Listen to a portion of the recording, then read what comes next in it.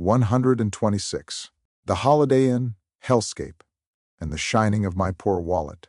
Not long after Mom flashed her infamous "I just ate your soul" smirk, you know, the one she rocked while gushing about her perfect little winter romance with Brent, Denver's kombucha-chugging wannabe Nietzsche, I was left in the dust. She poofed again, off to align her chakras or probably just stress test her Tinder inbox. Me? I was a wreck, emotionally broke, financially screwed, a crumpled solo cup of a man, sprawled on the floor like the lone survivor of a vegan poetry slam gone wrong. Mom had toyed with me like a sociopathic house cat batting around a half-dead sparrow, only to invite a new alley cat over for Pinot and a round of emotional Clue. In my heartbreak fog, I started flipping through our Denver memory scrapbook. Not the warm fuzzies, which are locked in a box labeled foolish optimism, but the trips, the long weekends, the I paid for everything spiritual retreats, where Mom brought nothing but diva tantrums and shade for my hotel picks. Let's rewind to Memorial Day weekend in Estes Park, a moment so unhinged it deserves its own Netflix doc with a trigger warning. The plan? A chill getaway. I was already bleeding cash driving to Denver every other weekend like a masochistic Uber driver with a death wish. This trip was my big swing. Time to shine. I had a credit at the Holiday Inn. Solid choice. Clean, comfy, not cursed by vengeful spirits. I'd booked it for Grandma in Denver so she could crash close by while we visited you, kiddo. But Grandma, queen of unbothered vibes, opted for your room's daybed instead. So I repurposed the credit for a room in Estes Park.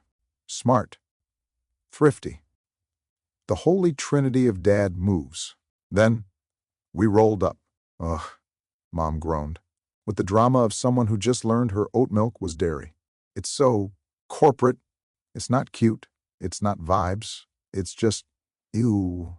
You'd think I'd booked us into a truck stop with bedbugs. Never mind it was free.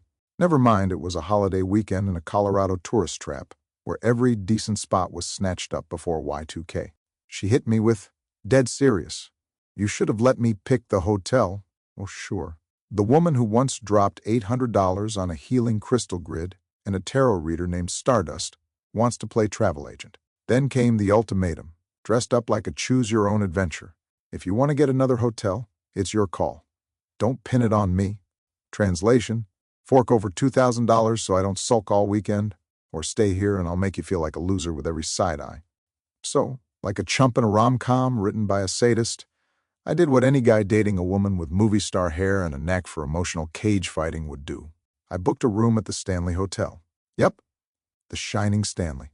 'Cause nothing screams cozy vacay like checking in where Jack Torrance lost his marbles. The damage? $500 for the last second booking. $1,500 more for a room so tiny my dignity had to sleep in the hallway. Sanity? Yeeted. Self-respect? On back order. But hey, I checked survive a haunted hotel off my bucket list and dodged Mom's patented disappointed eyebrow. The one that could sour yogurt and make squirrels rethink their life choices. The moral?